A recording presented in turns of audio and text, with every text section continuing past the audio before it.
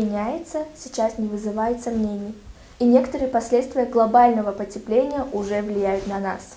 Все мы слышали о таянии ледников, участившихся стихийных бедствиях, наводнениях, пожарах, ураганах, связанных с глобальным потеплением. Все чаще мы слышим о проблемах у фермеров, а про погоду часто стали говорить, что старожилы такого не помнят. Мы тоже в ответе за климат, и мы можем внести свой вклад в борьбу с его изменением. Мы должны спросить себя, что могу я сделать прямо сейчас для этого. Экономьте воду. Дефицит воды становится реальностью, и многие страдают от нехватки питьевой и поливной воды. Наша основная обязанность – максимально экономить воду. Откажитесь от одноразовых пластиковых пакетов и бутылок. Производство пластика – один из основных источников выбросов парниковых газов.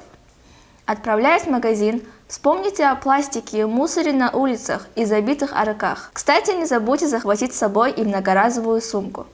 Большое значение имеет то, что мы покупаем, ведь почти все, что мы покупаем, имеет упаковку, которая вызывает выбросы вредных веществ на этапе производства, а потом захламляет наши улицы и города.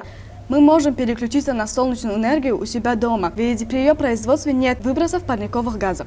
Возобновляемые источники энергии становятся все дешевле во всем мире и поэтому доступнее для нас. Сажайте деревья. Это приносит пользу окружающей среде и является эффективной мерой в противодействии изменению климата. Обязательно берегите посадки и обеспечивайте за ними уход.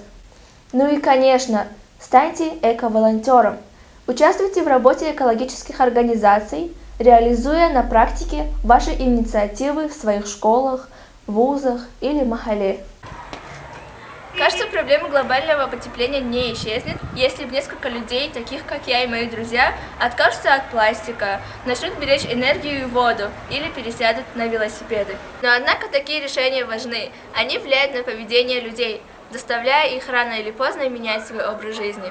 Менять образ жизни, снижая свое влияние на окружающую среду, это и значит бороться с изменением климата.